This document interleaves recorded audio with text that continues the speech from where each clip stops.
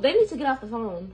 One of the most promising rappers of the last 10 years could be in jail for the rest of his life. This is the life of Tay-K, behind bars. The child of two members of Long Beach's Baby Insane Crips, Tay-K's 22 years on the planet have been anything but normal. But before we dive into his wild criminal activity in jail, let's take a quick look at the insane story of how he got here in the first place. Tay-K was introduced to crime when fellow rapper, friend, and U.S. Marine named Santana Sage was indicted for the drive-by murder of 20-year-old student Sarah Muschletzner. When the crime was committed, Tay-K, who was only 15 years old at the time of the January 2016 slaying, was in the passenger seat. Just 7 months after, Tay-K would catch a capital murder case of his own due to his role in the Boston home invasion of drug dealer Zachary Belote and Ethan Walker. During the attempted robbery, Walker was fatally shot and killed, leading to Tay-K eventually being arrested for a role in the crime. So, how did Tay-K react? While he awaited a hearing, Tay-K was placed on house arrest, and on one night in March of 2017, he cut off his ankle tag and decided to go on the loose, tweeting, "F this house arrest shit.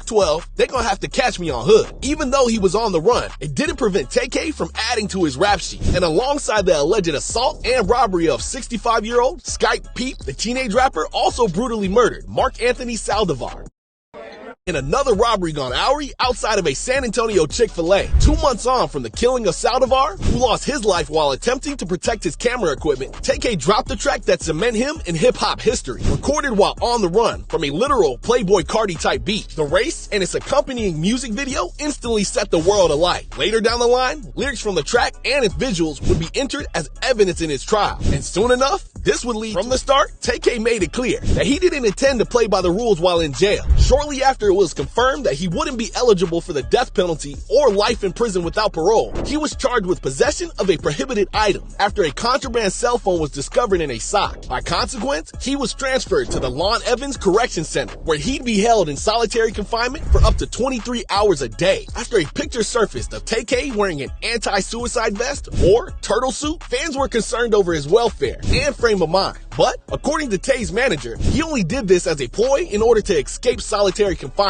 Despite the grim fate that he was facing, Tay-K still refused to conform to the rules of the prison system and has reportedly verbally assaulted correctional officers, as well as throwing food trays and other projectiles, such as wet toilet paper, their way. In March of 2019, reports surfaced that Tay-K hoped to keep one main aspect of his lifestyle intact in the pen, after it was revealed that he tried to form a gang in jail, complete with a moniker taken from one of his songs. The Rugrats even had a code of ethics known as the Law of Power, written by Tay-K himself. It stated that initiation involves being jumped, which in gang lingo means that they essentially need to withstand a beating from other members in order to be allowed entry to the ranks. On top of this, other rules included no snitching, no stealing from other Rugrat members, no disobeying high-ranking members, and no hurting or slaughter of children unless necessary. Hit with lawsuits from the families of his victims, which saw profits from his music totaling over $1 million. Things would go from bad to worse for Tay-K when on July 23rd,